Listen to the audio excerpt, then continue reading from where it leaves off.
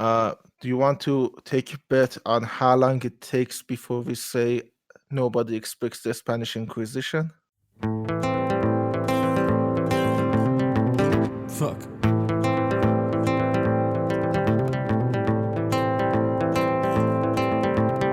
Yes, it's another shitty podcast. Yes, it's another shitty podcast. Yes, it's another shitty podcast. Yes, it's another shitty podcast. Yes, it's another shitty podcast. Well, hello everyone, and welcome to Season 2, Episode 6 of YASP, short for Yet Another Shitty Podcast. And honestly, if you've been following us, you might have noticed that this one is different than what we've talked about. We were supposed to do an episode on. This one's going to be different because they don't already know. By the way, I'm Amir Reza, Oh, the yeah. co-host. Yeah, it's all cool. It's all I cool. forgot to do that. Yeah, no, it's all cool. This episode was supposed to be about South Park, but because of scheduling problems, we have two guests for that episode, and it was like that would mean there would be four of us. So kind of three of us were on Yeah. board, but one of us couldn't make it because of the time zone differences, vast time zone differences, Yeah. and then we tried to uh intersect another guest, but we couldn't do that either because the other guest was also happened to have some things come up. So we were like, Yep. okay, if we decide to do the South Park episode without any guests, it's gonna be boring. So we decided to just skip South Park for now. We're not gonna skip it altogether. We're just not gonna do it right Yeah. now. I mean, Today we're going to we're going to do Monty Python, but we were supposed to do Monty Python as our episode 8, but right now yeah. our episode 8 is going to be South Park. We just swapped the subjects. Yeah. No big deal, Yeah. just different timing. So you're not gonna miss out Exactly. anything regarding South Park. Precisely. And as we were talking today, we are going to talk about Monty Python. I mean, And now for something completely different. Okay, you would think with 3 weeks in advance we would actually do some stuff about it, but no, literally we decided today to talk about Monty Python and we are doing it. Yeah, it's like even if we had like a year for each episode to develop, we would probably. I mean, I don't think Ali would be like that, but I am the kind of person who would like decide in the last minute Yeah. to just change everything, overhaul the whole goddamn thing. That's the kind of Yes. attitude I have, and that's the kind of attitude that drives Ali crazy. By the way, like he has like if you've heard stories about how in Seinfeld, Jerry Seinfeld had to contain Larry David and keep him from leaving the show every time, and he was like, "Oh, I can't do it anymore like this." I'm Seinfeld here, but the twist of irony is that No. it's not because I'm the one who's You are Larry David.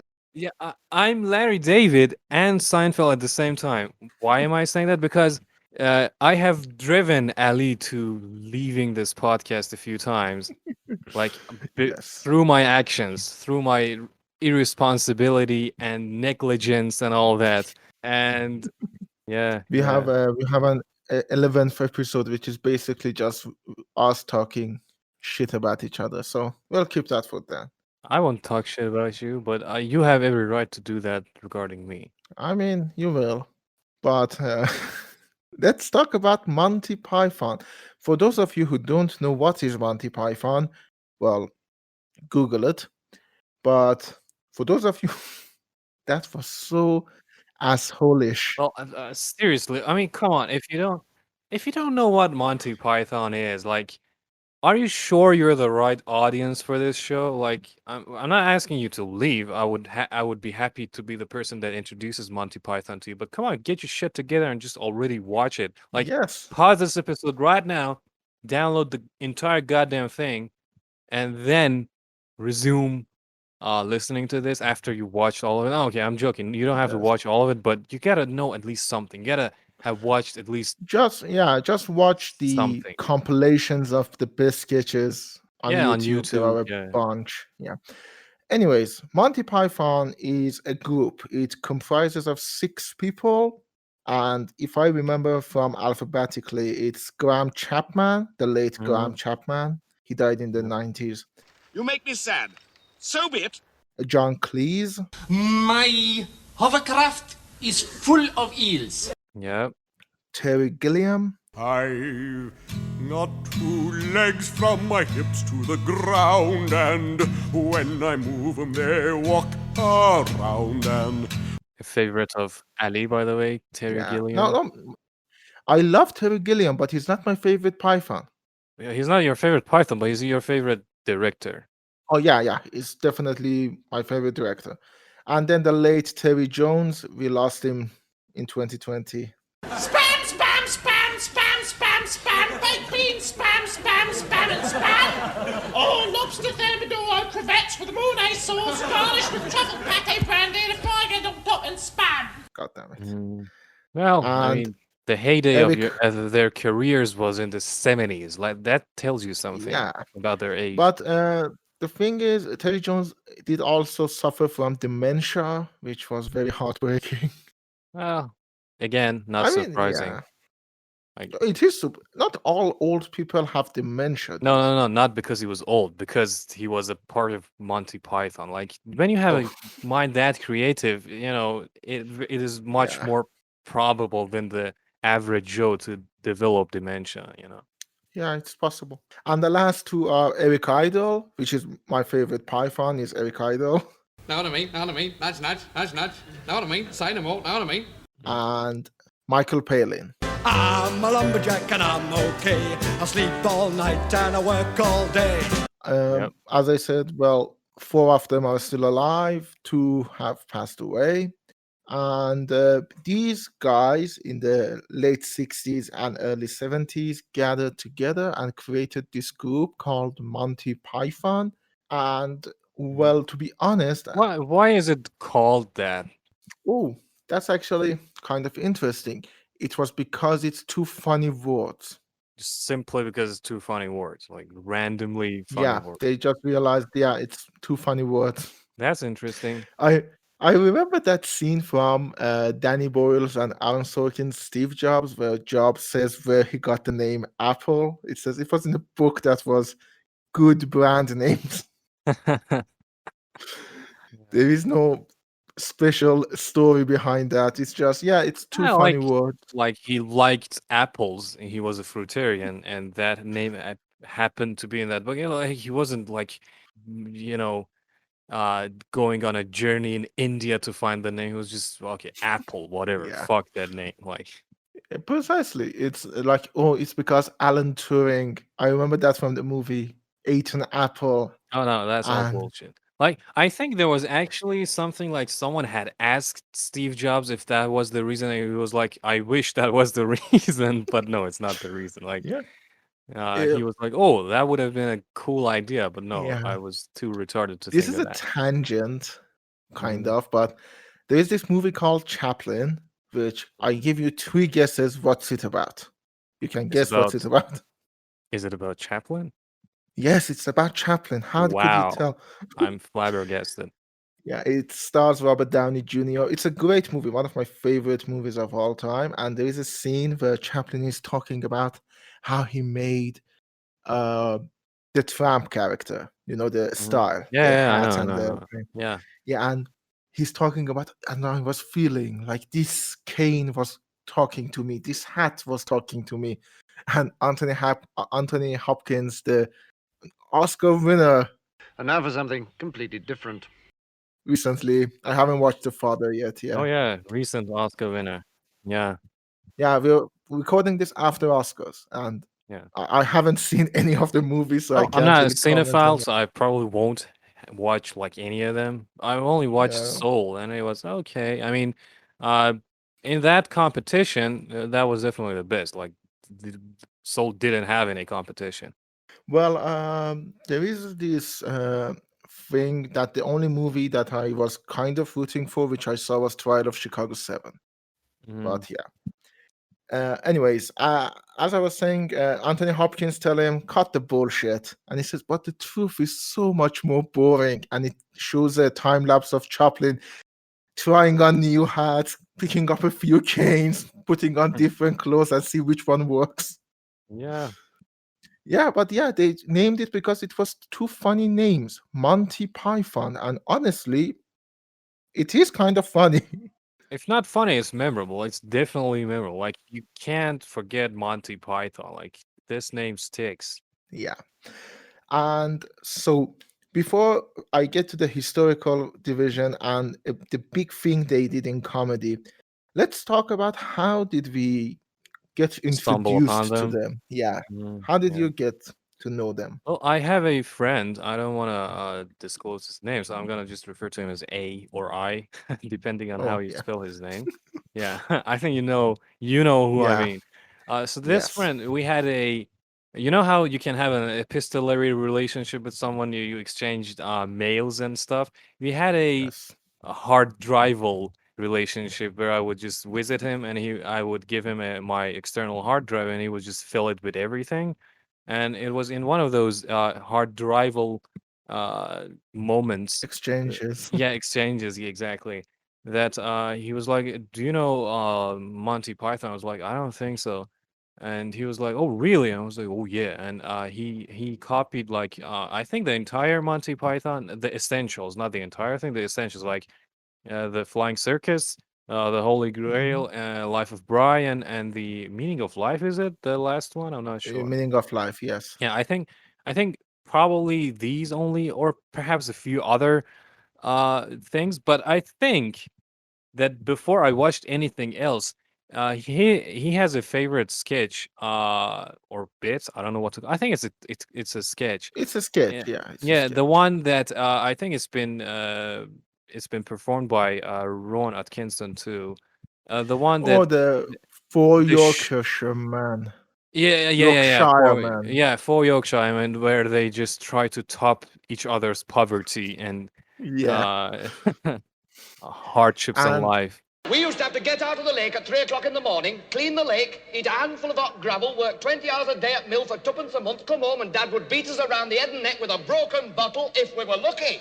you should realize for both of us, Amiras and I, we live in Iran, and that is something that I mean we've touched it personally. People Yeah, that are saying, "Yeah, you people have it good." When we were small, I don't know, we used we would to, have to travel a trillion miles from the yeah, village to the city, and we would have to climb Mount Everest and swim 1,000 knots. Nah, whatever. yeah, we would work from dawn to dawn of the next day, and But all I for a, mean, of course, it's exaggerated. But yeah, well, I mean, my parents, especially paternal side, he's literally, he was born in a village, so he when he says about his hardships, like I can kind of, you know, no, I I know understand. I he's mean, not my lying. But yeah, grandfather, my maternal grandfather, was in Tabriz during uh, the famine of World War II, and he remembers World people War at One or World War Two. World War II, the Okay, Great because the Famine of. first one apparently was worse than the second one. I'm not sure though. First one, we don't have any. Basically, we don't have anyone who was alive then. Oh, yeah, yeah. We But the do. second one, We. I don't think so though. Yeah. Okay. yeah, I don't think so too. But yeah, anyways, that's so I sort of understand the hardships, but yeah, that sketch is just so funny. Yeah. Fine. Funny thing, it's not in Flying The Circus either. escalation is fantastic. Yeah, How it yeah, and ends. Just. yeah, the young people wouldn't believe that if you tell them. And you try and tell the young people of today that, and they won't believe you. Yeah. So yeah, Yeah. that's how I got to know about Monty Python, and I think the first feature thing that I watched was Holy Grail. Ah, nice. That's a good opening, to be honest. Yeah. So that sketch, and then the Holy Grail, and then a few episodes of the Flying Circus, and then Life of Brian. Meaning of Life and Yeah, all. Although Meaning of Life is not a coherent movie, as in like it's like a compilation kind of. it's a bunch of sketches together, which is Yeah, the same in Holy Grail too. We'll get to that. But yeah, in Holy Grail, there is a thematic connection. yeah, It's King yeah. Arthur doing all of this bullshit. It feels less like a compilation, and a little more like a movie, even though it's kind of not a Yeah, movie. But in Meaning of Life, it's like out there. Just yeah. they're It's not even literally shy cut about it. this sketch, Yeah, this sketch. yeah. Every sperm is sacred. Every sperm is sacred, every sperm is great. If a sperm is wasted, God gets quite irate. Then cut to Yeah, the Protestants talking about sex. It's yeah. all of them. And so my story of how I met Monty Python is actually very embarrassing because I have to admit something that I'm not proud of. Are you familiar with the YouTube channel Watch Mojo?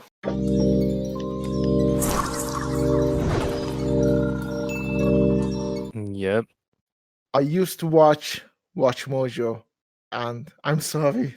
That's That is okay. That's all no, right. it's not. They're really bad. I realized that as I I mean, uh, we were kids, and we weren't exactly born in a country that has given us the best kind of exposure to the good things. yeah, the main thing I used it for was like, okay, top 10 rock songs. Let's see Yeah, what rock songs they yeah. are. And Like my yeah, and first then exposure to good rock and metal music was through uh Guitar Hero, and that's because I was a gamer, not because I was interested in any of that. yeah, I understand. So, we exactly aren't like Westerners and North Americans and Yeah, Western Europeans that have it good. Like they have good internet connections. They're literally living in the culture, but we have to yeah, discover it. And the internet connection even today isn't great, let alone like 10, 20 years ago. yeah. And if I remember correctly, Watch Mojo had a video called Top 10 Sketch Shows.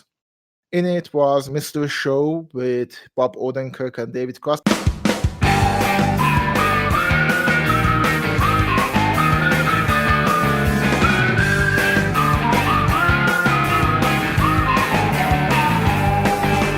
But number one was Monty Python's Flying Circus.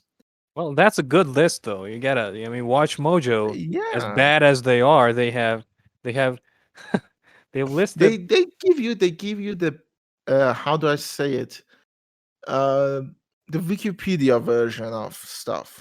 Yep. Like when you call Dracula the best role that Christopher Lee has played, it means you haven't seen any other Christopher Lee movies other than what people are saying is this best role. But we digress. Let's get back Yeah, to. so yeah. And then I was intrigued, but I didn't watch the show mainly because there wasn't a viable way to get it. I Mhm. couldn't get the DVD set, and it wasn't like it was readily available. And for those of you who are not living in Iran there is a pirate culture like nobody else because we have to pirate these movies and TV shows. Yeah, it's not out of choice; it's out of imposition. Like we have no Yeah, other choice but to pirate everything because we don't have access to anything. So, precisely. And but back thank then, you, pirates, for enabling us to experience life. Because if it wasn't for you, we would have been deprived of all these great games, music, movies, because we couldn't legally precisely. buy them, purchase them.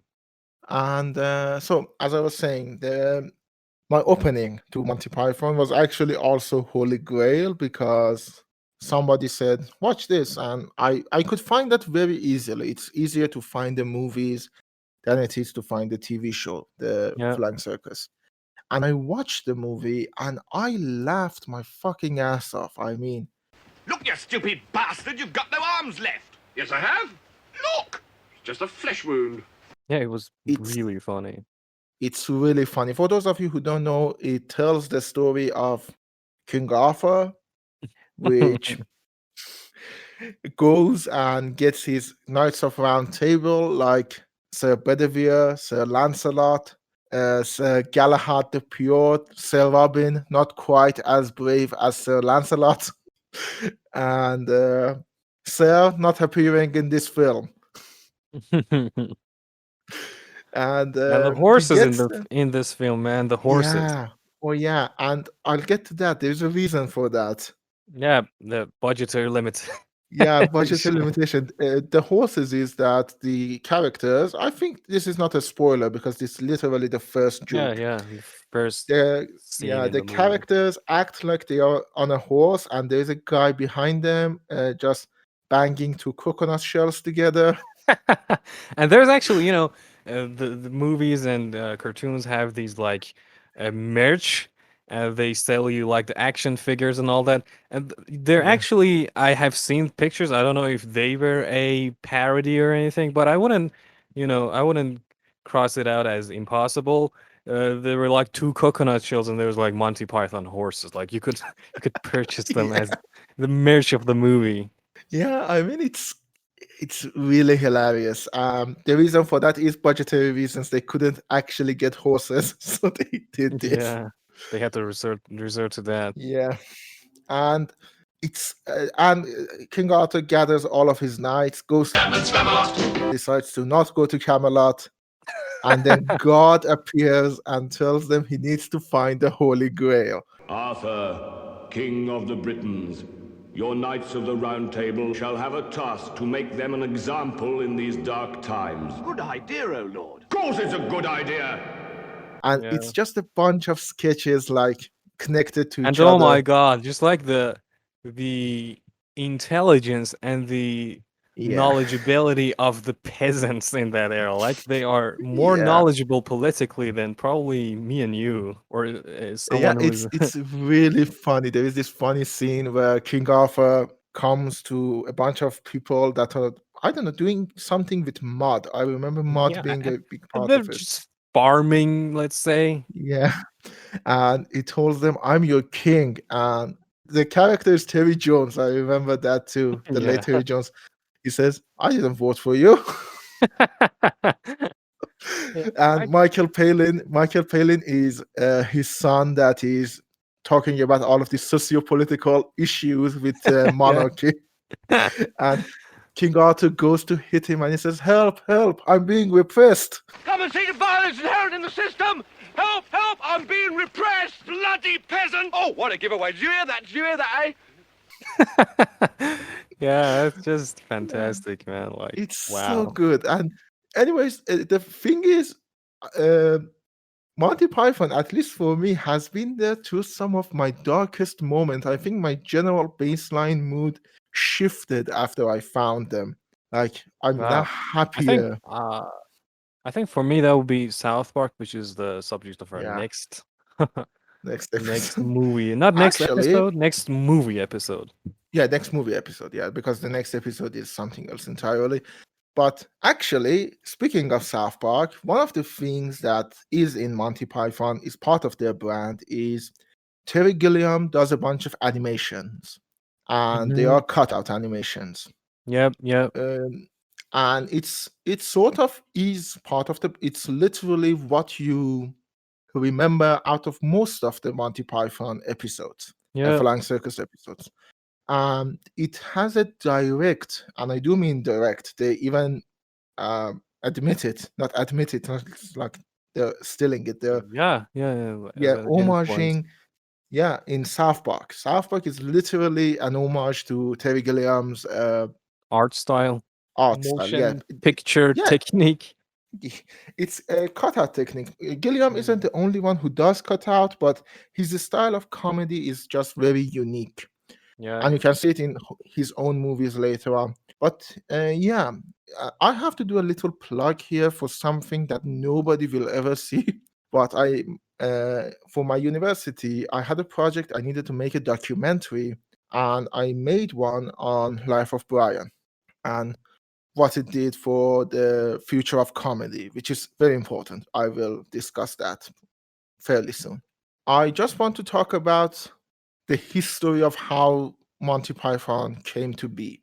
And they were Yeah, before you go on, I gotta say that I know Monty Python. I haven't watched the entire things that they've done. Like, I don't know their Flying Circus. repertoire. Yeah, even Flying Circus, I haven't watched every episode, so I'm not a Monty Python aficionado. For that, Ali will be doing most of the talking in this episode, so I will just be like, I will also, like probably most of the listeners, be learning from what Ali says. So yeah.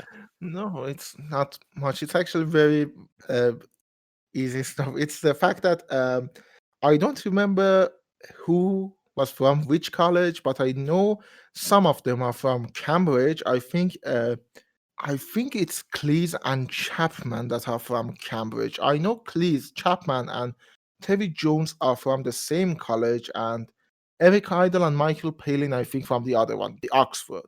Basically, they are educated people, educated comedians, Mm-hmm. and they were all in different stuff in the early 50s, 60s. Like there is this show, Do Not Adjust Your Television Set, which has Michael Palin and Terry Jones in them, and Eric Idle. There is the At Last, the 1940s show, which has John Cleese, Graham Chapman in it, and Eric Idle. And the history, the theory is that these people said, well, let's all of us get together and pitch a show to BBC. And The timeline here, like, are we talking about It's late 1965? 60s, Okay. late 60s, like 68, 67. Nice. Because the first season, I think, came out in 69, Mm-hmm. which is a 6 number. So that's pretty good. Nice.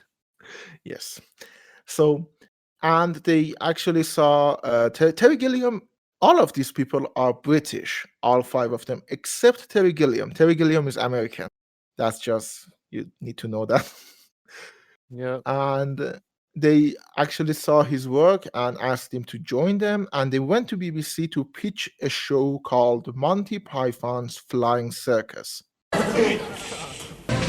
And, well, the rest is history. They actually didn't know what the show was about. They went into the office and the guy asked them, what is it about? And nobody knew what it was going to be about. So what were they trying to do? They were just trying to take Get a jabs at show. each other. No, Get a get a show show. about what? About nothing. Comedy show. Just give us money, basically. Well, I mean, that's more than wishful thinking. Yeah, but it worked because, well, it was a different time. It was 60s in London, and they were trying to get like a show there. And I'm actually glad they did because I don't think if they went in with a pretense of a sitcom, for example, which was actually kind of popular back then, they would have gotten this show. They were forced to make a sketch show, basically. Mm. And then we have Monty Python's Flying Circus, and which is 4 seasons. I know the British don't call it seasons, they call it series, but I don't care. I'm calling it seasons. Okay. Have we insulted anyone yet? I think we have, but not in the same fashion as we always do. You gotta have to, Well, yeah. fuck the French. So, Okay, so there we have it. There we have it. yeah. Of elderberries! So, it's a great sketch show, and the premise is that these 6 people, write and act in every sketch. There are a bunch of famous ones. You probably heard the Dead Parrot one. This is an ex-parrot! Which is, I think, it's in season 1. I don't remember the exact episode, but it's in season 1, which a guy just walks into. He has bought a parrot. He walks into the parrot pet store. I want to say parrot store. Not then I remember parrots. The store that specifically has parrots. They He just walks sell into parrots and nothing else. Yeah. He walks into the pet store saying that the parrot is dead, and the clerk is adamant that no, it's not. It's resting. Yeah, that's a good one. Yeah. And I think this is where it comes to the brand of comedy. It's very absurdist, like Yeah, yeah. incredibly absurdist. Surreal, absurd. Yeah. Telegram from the Kremlin. The Central Committee. It says, carry on with the execution. And it's also highly political, even if it doesn't show itself like that. Yeah. I think Like, you because need, the creators are unconsciously political creatures, like even if they are actively trying not to be political, they will still be political. I mean, well, you can look at them right now. They are heavily political people, Yeah, that's what I'm saying. I mean, excluding and Michael we're talking Palin. about the 60s and the 70s. Like, Yeah. even if you were like politically challenged person, like even if you were the least interested person into politics, in the 60s, like you kind of there was this wave, man. Like, Yeah. come on, man, the flower era. It's actually kind of funny because as the Pythons were sort of going out, like they had Life of Brian and all of that, there's a new duo in comedy that is starting. It's Stephen Fry and Hugh Laurie. Yeah. Kicking ass! Kicking ass is what we do. Kicking ass. Kicking ass! Iron foot in the velvet shoe. We don't care whose ass we kick if we're ever all alone. We just stand in front of the mirror and try and kick our own. Hugh and Larry. Oh my Yeah, God, Fry and Larry. Was it what yeah, is that Fry the and name of the Larry. show? Okay, yeah. A bit of Fry and Larry. Yeah, that's a good thing too. And this again, I definitely Got it from? oh no, yeah, the guy is from A. Yeah, I too. Me too. I You got too. it from A too? I got a link from him. I didn't get the files. He sent me a link and said, "Watch this." But you got introduced to them, right? Yeah, I knew about them because I have seen another show that they were in called Jeeves and Wooster.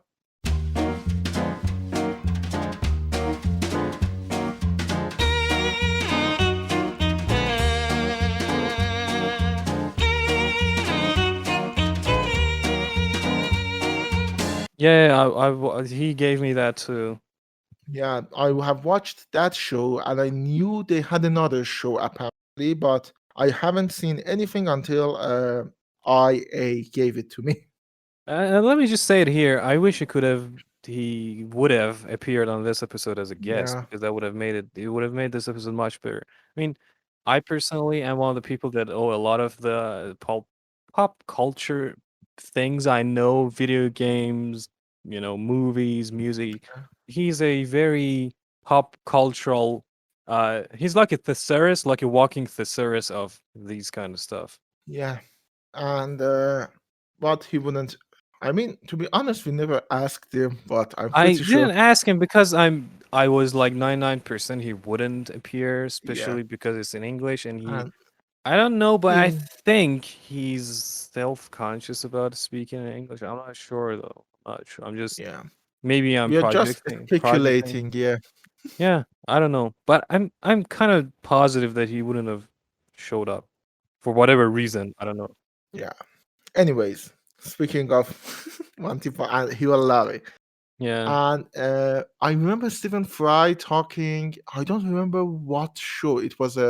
It was a talk show, and Stephen Fry was talking about his youth and saying, "Well, people were all hippies and stuff, and I was the Oxford gentleman who would sit, smoke a pipe, and talk about philosophy.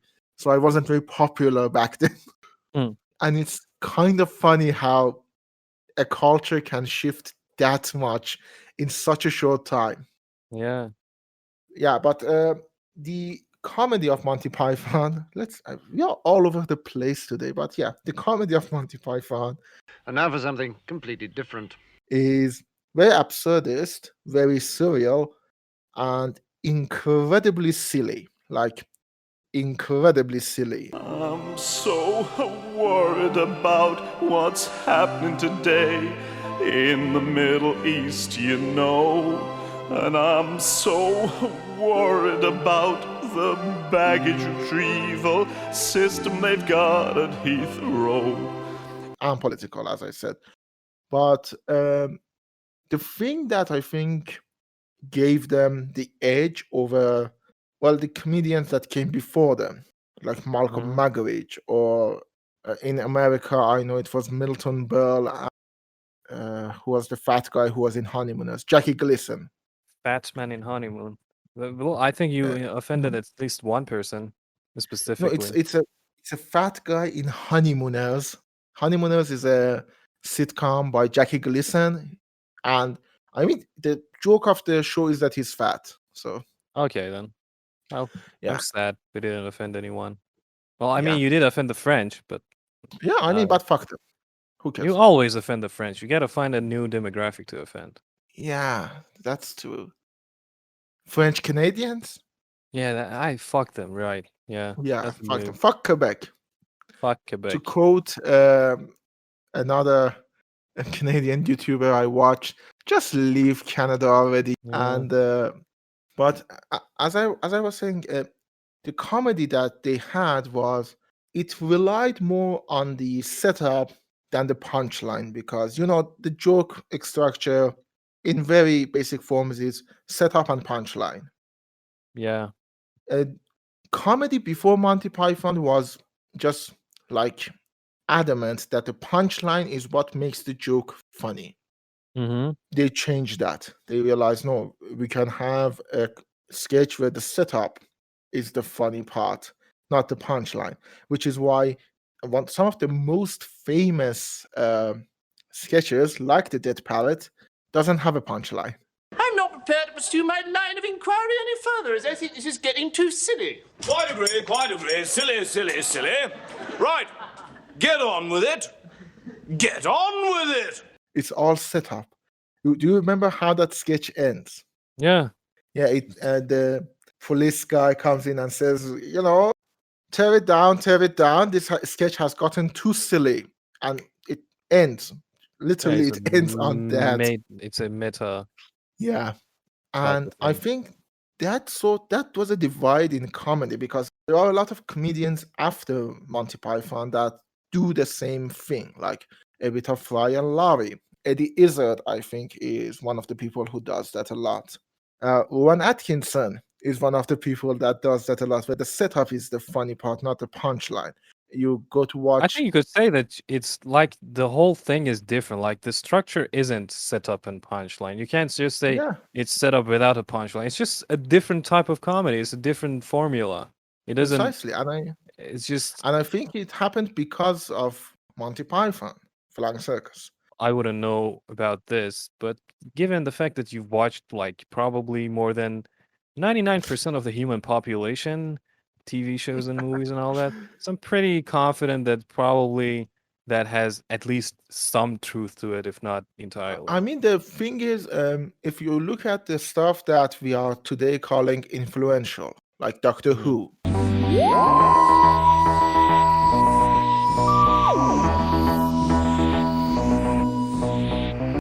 Star Trek. Because she feels. I don't. Which we have an episode on Star Trek. Do listen it, and it was actually not Star Trek the series, the entire thing. It's, Star Trek Lower Lower Decks. Decks, but we do delve into the world of Star Trek a little. in that episode. And it's actually us two again, no guests. Yeah, the best kinds of episodes.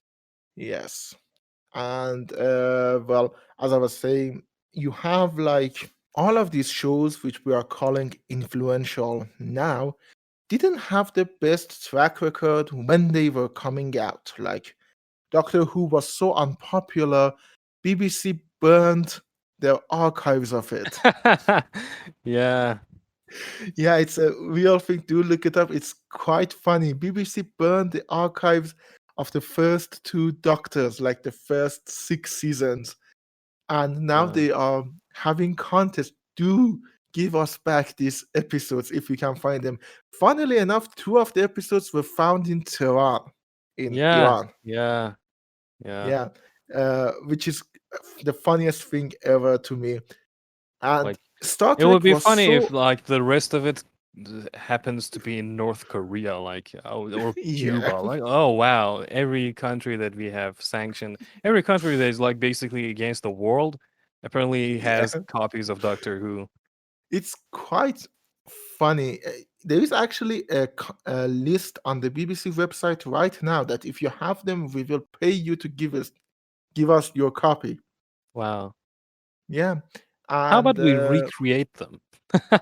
I mean, they have done that for some of the episodes. For example, some of the episodes they have the audio tracks, no visuals, so they're doing animated stuff on them. It's a process. Nice. And Star Trek, when it came out, was so unpopular that when it went, nobody cared. The third season was the lowest rating season of that show. Wow. But Flying Circus got popular like right away. People were fucking like, how do I say it? Mental over this whole show. Not in, They were losing their shit. They were going berserk for the show. yeah, precisely. Okay. Not only in Britain either, like in Canada, which had them, or people would bootleg the show and send it to US. So Wow. That's yeah, something. yeah, it became famous really fast at its own time. So I think it's Fast and Furious. precisely, Yeah. Okay. which is why when the movies came out, they were already sort of semi-stars. I'm not going to say they were the biggest stars in the world, but they were the Beatles of comedy in They had some way. established something, let's say. You Yeah, would you would know who they yeah. are. Yeah. You would care about them. Yeah, precisely. Nobody needs to tell you who is Michael Palin, I got bars. who is John Cleese. You know them. How Now, about John Sarah Cleese. Palin? Okay, go on. By the way, out of the whole Python members, I think in terms of success, the most successful one is John Cleese, which Mhm. had a movie career, a good one, by the way. A Fish Called Wanda is very good. After that, I think is Terry Gilliam, Mhm. and after that is Eric Idle because of his me. He has a bunch of music. I wouldn't know anything about these things, so I'm Oh, gonna take it. I'm gonna give it everything I've got. Like, okay, that's true. It's yeah. wow. And then I think it was Terry Jones and Michael Palin, both of them dwindling. Terry Jones actually was kind of successful as an author, and Oh, okay. yeah, it stars David Bowie. I think the director is Jim Henson.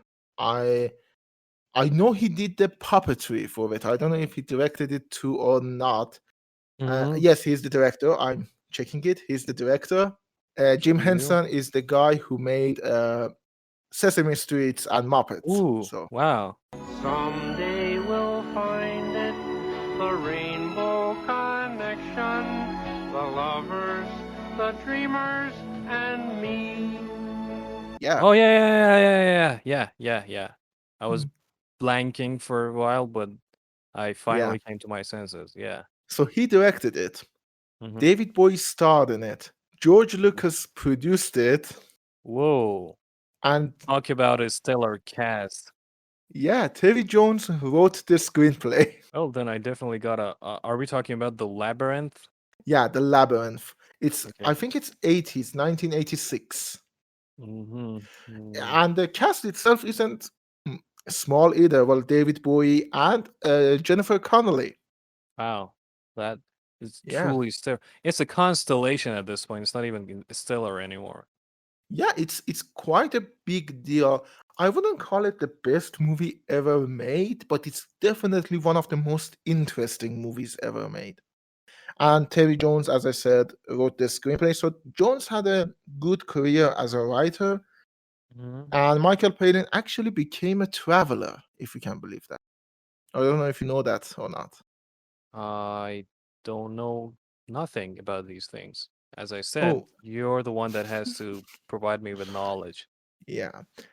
Michael Palin is actually a traveler. He has a bunch of traveling specials, wrote a lot of books about traveling, and he's an actor. He was in The Death of Stalin, which is a great movie. Definitely watch Mm, that. Noise. I haven't. I'm not Yeah. a cinephile. I haven't watched. Give me the name of a video game, even if I haven't played it. I will have watched it. Actually, Mm. speaking of video games, John Cleese actually did a voice for, I think, Fable 3. I played Jasper, who is the butler at the royal palace, and he was originally butler to the king who's gone all wrong, the naughty one. Really? Yeah, And I definitely have heard his voice without knowing it.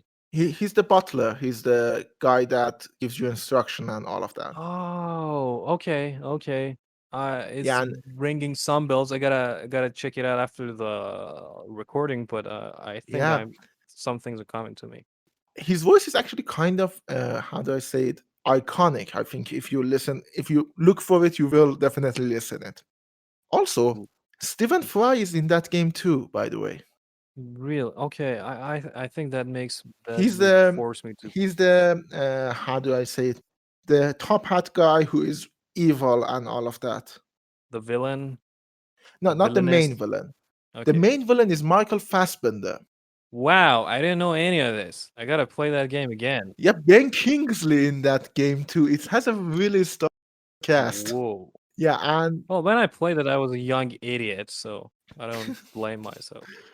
to be honest, I have this thing that I do. I watch videos like behind the scene videos of the games, and I watch the voice recording part, which is, I mean, it's fun.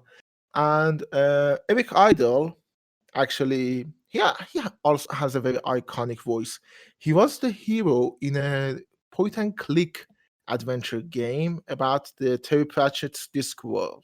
I want to be the first person in a game to say fuck. I don't know about that.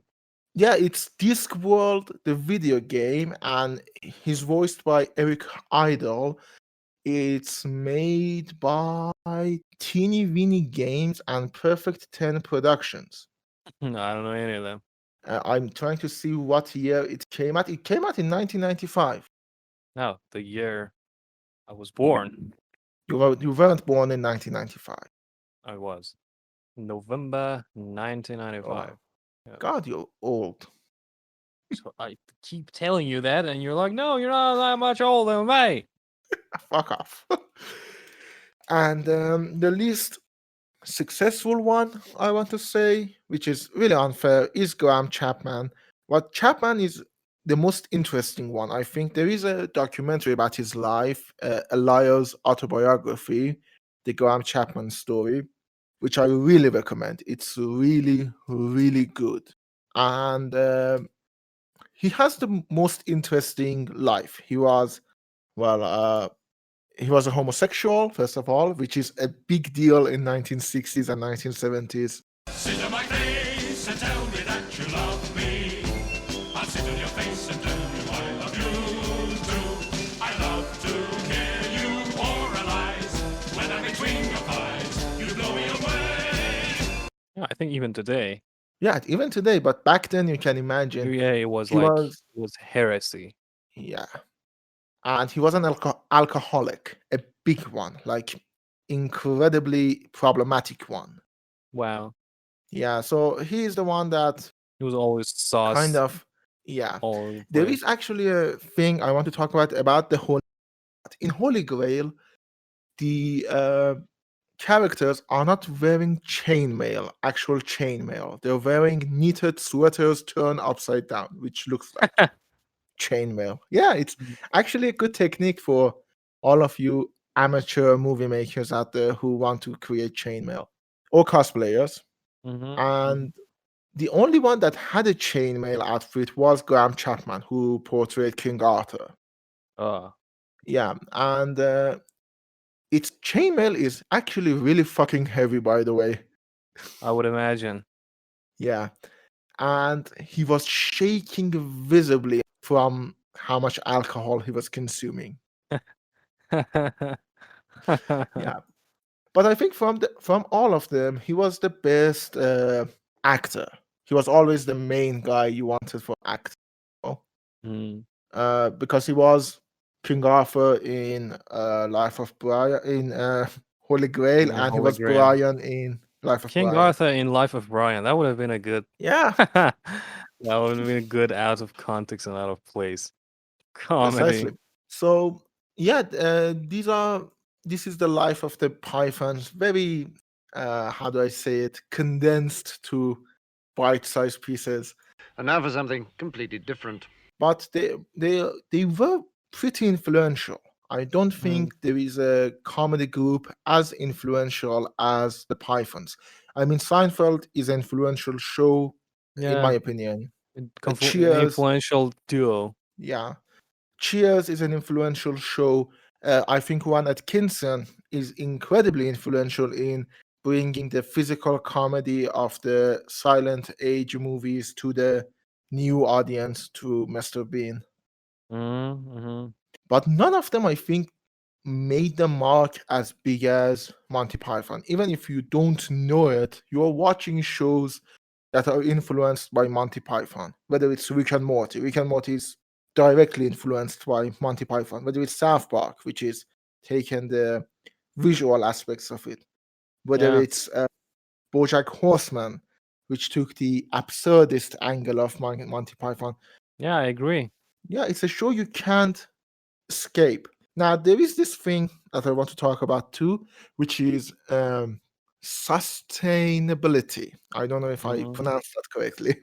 Yeah, sustainability. Okay, go on. Or longevity. Longevity. Longevity. Okay. Yeah, because another one of the more They have stood influential the test of time. Is that what you're yeah, trying that's to what I'm say? trying to say, because there are a lot of shows that I look at right now which were influential. For example, the aforementioned Honeymooners, which was one of the first sitcoms, and all of the sitcoms after that sort of were influenced by it. But when you watch the show, it's not as good as you hope it would be. It's not bad. I like it quite a lot, actually. But it's not good. I can't say, it's really good. You will laugh all the way. You need to have a very old frame of mind in Yeah, head. it's not 21st century good. Yeah. I don't think that's the case with Flying Circus. Next time, definitely. Yeah, I don't think so either. I think maybe in 100 years or less than that, maybe in 50 years, but so far it has definitely stood the test of time. Yeah, and I think again, it's the quality of picture or the quality of the production is lower than you might imagine. But remember, it's a shoestring budget show. Yeah.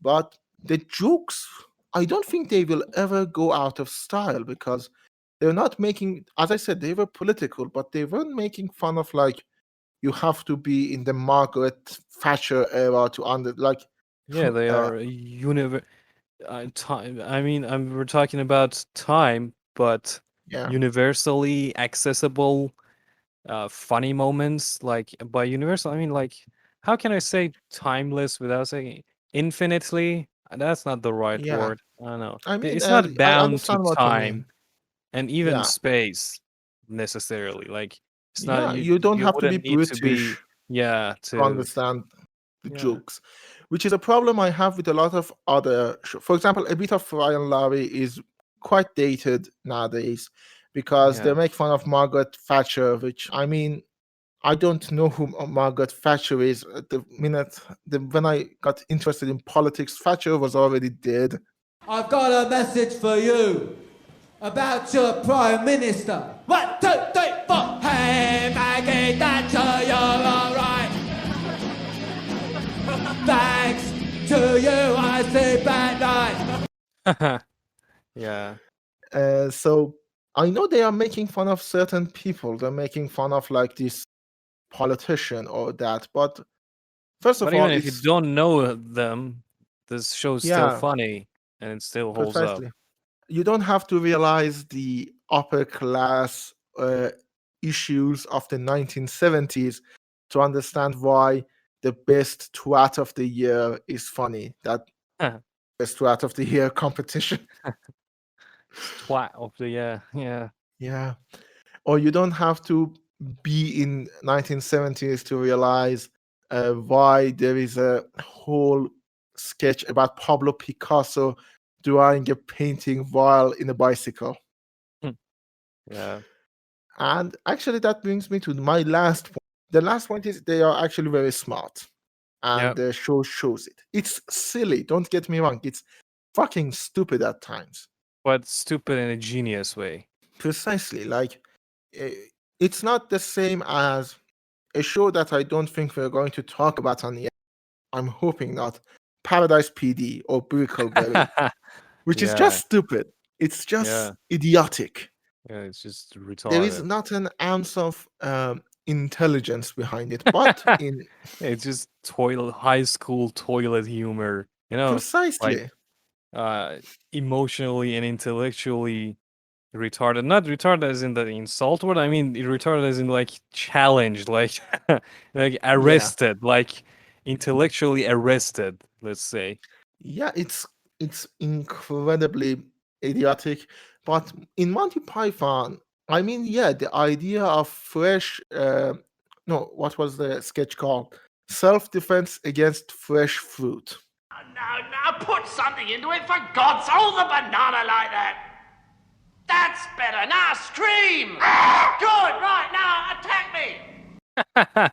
Okay, I haven't watched this one, but it sounds fantastic. Yeah, it's really funny, but it's stupid, it's idiotic, but it's really funny because there's a intelligence behind it, which is absent in a lot of other shows that were just trying to be stupid. Yeah. I think that's the fine line. And well, they also did a bunch of movies, as we talked about. They did Holy Grail, which made fun of King Arthur and the whole idea of British history. Yeah, and you gotta understand that the time that they were doing this, Oh yeah, it was early 1970s. yeah, and to put you into the context of this times, I heard this in a podcast about punk music in the 70s. I think is it Sex Pistols? Is some band like Uh, that says shit, I think, or fuck for the first time on live TV. I'm not I sure. think it might be Sex Pistols, or I don't think it's Clash. Clash doesn't say shit. I'm not sure, but it's definitely the first time that on live TV in UK someone says that, and the person behind the podcast, I forgot his name, was saying that we're talking about a time, and I think that's 80s, like 10 years after the 70s, and he says even in this time there are people who when the queen is addressing the nation on TV, they stand up and salute the queen in front of the TV. That's the kind of sphere, like atmosphere, we're talking about. It's not like Yeah. today that everyone is chill and nobody gets offended. We're talking about a time that when you make fun of the history of your country, you're kind of like you're a heretic. I mean, you it's funny you say heretic, because guess what came after that? Yeah, exactly. And the kind of Yeah. jokes you make about religion. But Yeah. religion had been let's say challenged before, but to make fun of your nation. Actually, it's funny you mentioned that. Life of Brian, the second movie, came out in 1979. And there is actually a law in UK called the blasphemy law. Wow. And yeah, a lot of the countries are still boycotting Life of Brian. Whoa. In Yeah. 2021. Wow. I think I'm not sure. Somebody, if I'm wrong, please correct me on that at some point. I think Ireland is still boycotting it. Wow. Just Yeah. wow. It's really for those of you who don't know, Life of Brian is a comedy, not about Jesus, it's about religion. It's about organized religion, how easily. But mostly Christianity, let's say. Yeah, basically Christianity. And there's actually argument that, well, why isn't it about Muslims? And well, John Cleese says because we're Christians, we are in a Christian country, so we're going to make fun of the thing we know about. one that people know. Yeah, people know what we are talking about. Not There's people a themselves. Like, are yeah, they they. familiar with the concepts of Islam as they are I with don't the think concept of so. Christianity? I don't think so. Like, if you and I were to make fun of religion, wouldn't we make fun of our religion because we know it's better? I mean, yeah, of course. I already have a bit in my head about Islam, but I'm not trying to die, so I'm not saying it. And the exact feeling that I have right now about talking about Islam is what they had back in '79 because they got death threats. Whoa. Yeah, it was a big deal. And for better or worse, after Life of Brian, people realized that nothing is sacred that you can't make fun of. Making fun of religion became easier. Yeah, there's another comedian at the time called Dave. Mm-hmm. He was in mid 70s, I think, and he had a show called Dave Allen at Large. And there is a scene in which a bunch of cardinals are standing around, and one of them walks down the stairs. Have you heard that striptease music? Go know, on. da da da da da da da. I'm not Da, sure. da, da, da, da, da, You da, gotta. da, da, da. I will play it because I'm editing. I will play the song in the background as I'm talking. And Dave Allen plays a cardinal, and as he's walking down the stairs, he's stripteasing with the striptease song.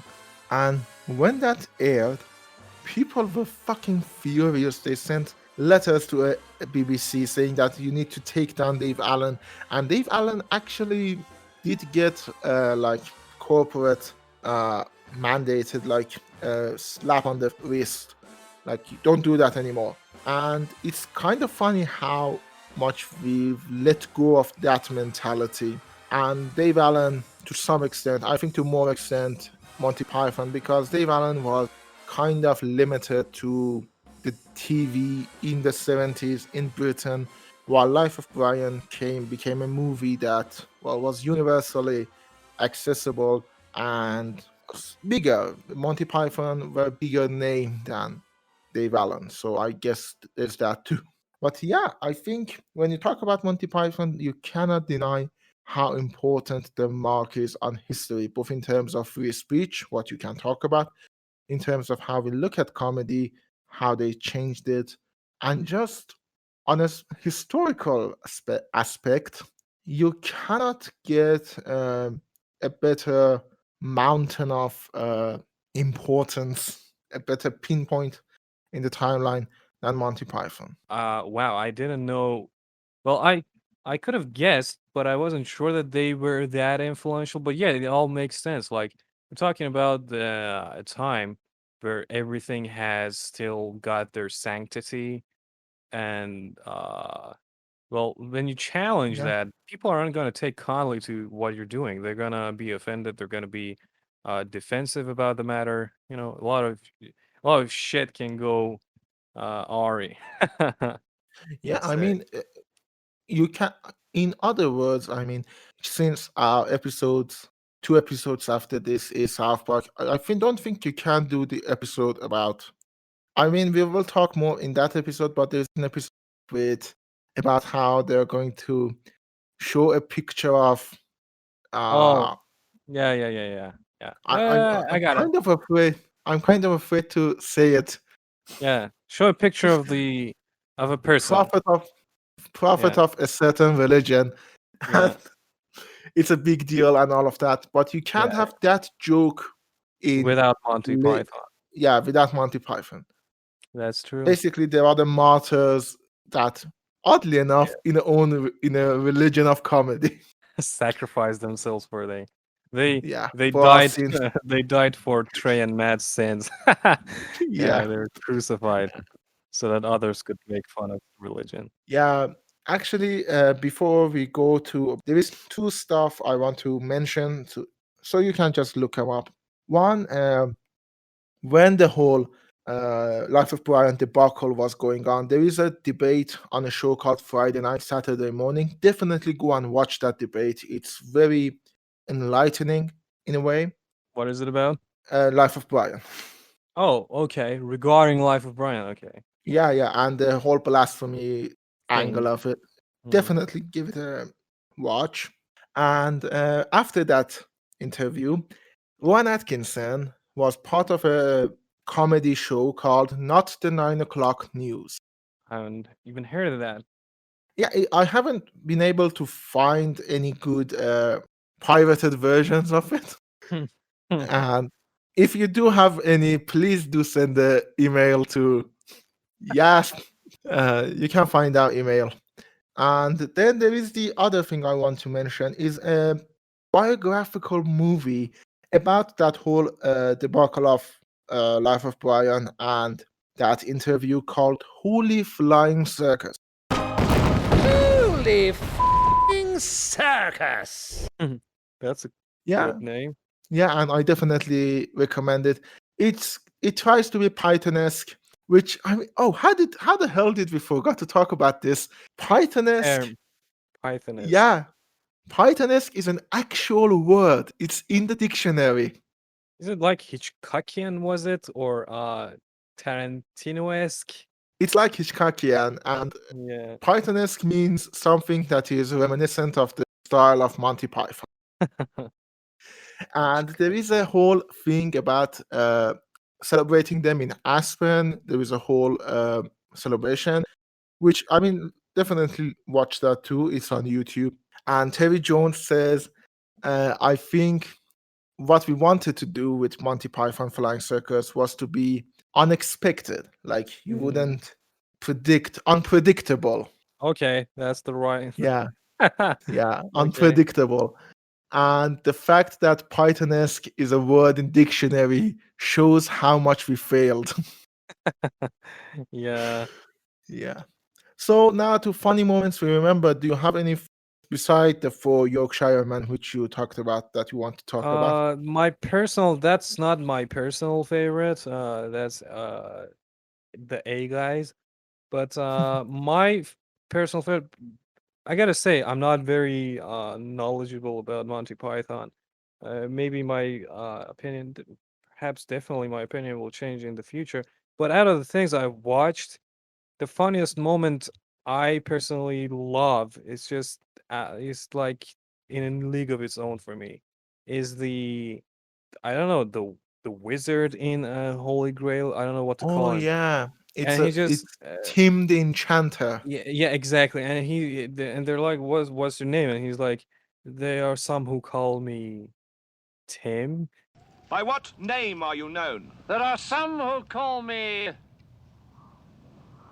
Tim. And he just randomly fires his rod at everything. It's just that's the Yeah. peak of comedy to me. Like the part that it's like there are some who call me Tim. And it's just wow. That's the best thing I personally so far. You know. Yeah.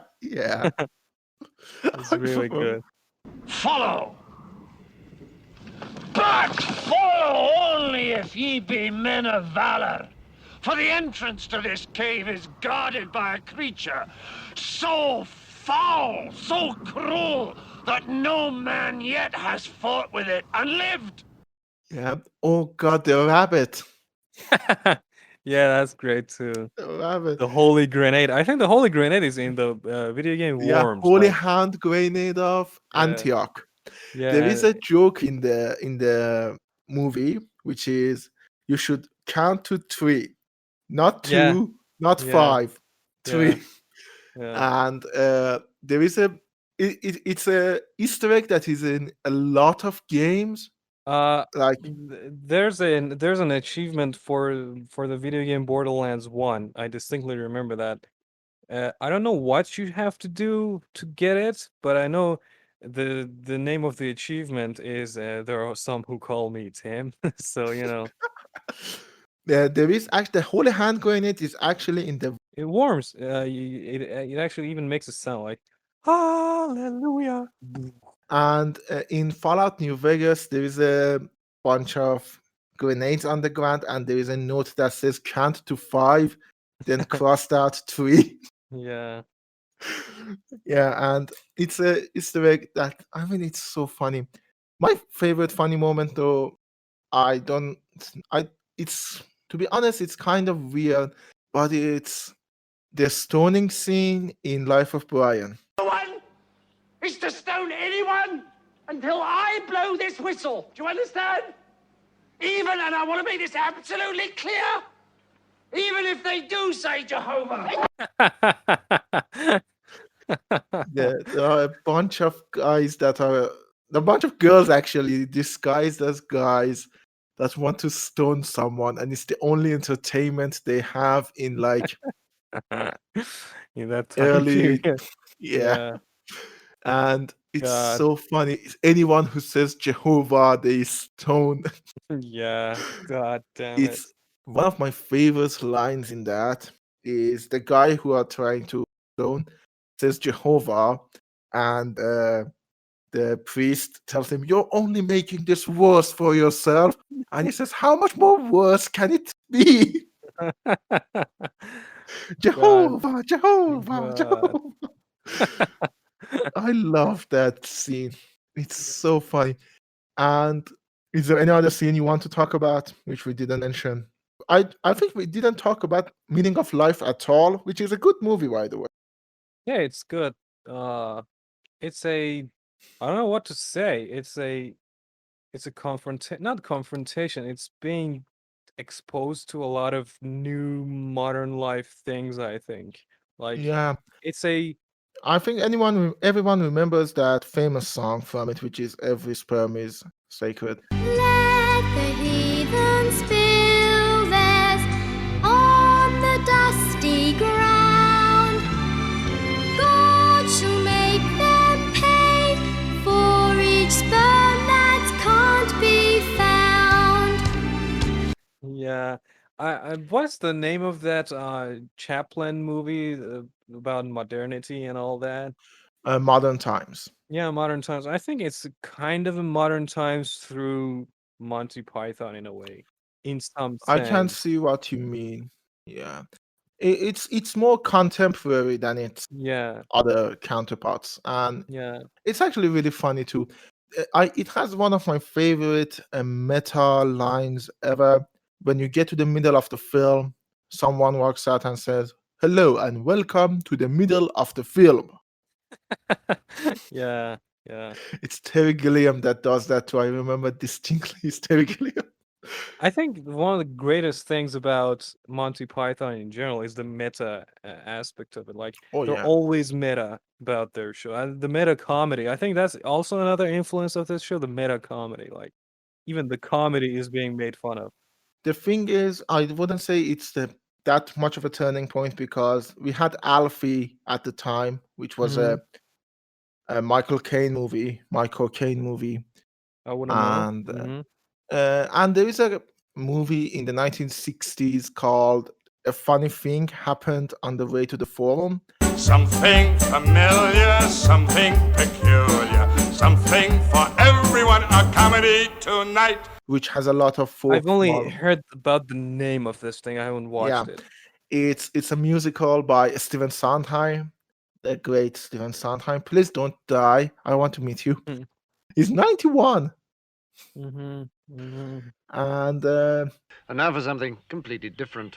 yeah, I mean, Monty Python is one of those things that it has a cult-like feature, meaning Yeah. if you watch it, you kind of become indicted in a cult. Like, to be honest, I mean, you can get why other But people not have the seen. bad way, like Rick and Morty toxic fan base. No, Like, no. in a really good way. It's like you get to know your comrades, you know? Yeah. Like you can walk down the street and say, "Nobody expects the Spanish Inquisition." Nobody expects the Spanish Inquisition. And just by how many people laughing, you can realize, oh, these are the guys that have Yeah. seen Monty Python. Yeah. Or you can do, well, there are some who call me Tim. Tim. He's not even Or you, confident about it, like Tim. Like yeah, he's not sure himself. Like yeah. some people call him Tim, but it's not Tim apparently. Tim the Enchanter, which is so. Or at that moment, the animator had a heart attack. When suddenly the animator suffered a fatal heart attack. The cartoon peril was no more. Yeah, the meta comedy. That's so Yeah, good. I love that scene too. And just a useless fact: in Holy Grail, the guy who dies more than anyone is Terry Gilliam. Didn't know that. Yeah, I mean, you can. There is a cult-like feature. Again, you can walk down the street and say, "What is your name? What is your quest? What is your favorite color?" Or And the most famous question: the speed of the sparrow, was it? yeah, well, what? What is the what is the something of a sparrow? And he says, Yeah. "What kind of sparrow? Yeah. European or African?" And I don't know that. Yeah, so that's also some like the Yeah, password to enter the society of Monty Python fans. precisely. And so it's something that I do recommend. If you haven't seen it, as Ami said, you should have been done with the download by now. We've been talking for over an hour. Yeah. You should be done with that. So go and watch it. And just disclaimer, not all of the sketches are as good as we are saying. Yeah. There are some bad ones too, but it's so small that Yeah, you can I don't really. easily overlook him. Like they're Yeah, definitely dismissible easily. yeah. I mean, the first episode, I remember being sort of shocked. There is a sketch called "It's Mozart," and I didn't think it was that fun. But like the next sketch, just won me over. Yeah, there are many good things because one of the reasons I'm not getting into some other favorite things because if I do that, we will have to extend the show for another 2 hours. So let's just say that there are a Yeah, lot of great things in this show. yeah. And I mean, it took us an hour to do a nobody expects a Spanish Inquisition joke for those of you who Yeah, were counting. yeah. I really stopped myself there. If you weren't expecting the nobody expects the Spanish Inquisition joke, you got You it. were. And now for something completely different. So, with that, I think we will see you next week, which is another video game. Yeah, I think it's Uh, GTA. I'm not so- sure, but I think yeah, it's it's GTA. GTA. Mhm. It's yet another 4-person, Yeah, yeah. which means Episode. we need to really Have try a to. great time editing it.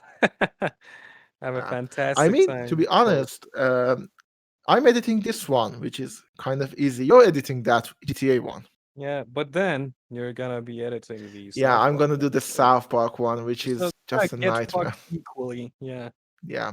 But the good news is after that, actually, I can't believe we are more than halfway done to with the this end of season. the Yeah, second season. end of the season. It's kind Time of flies. nostalgic feeling. Yeah. Yeah.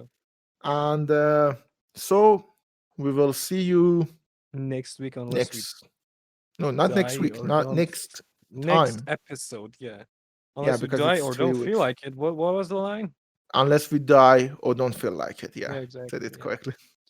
Yeah. Okay.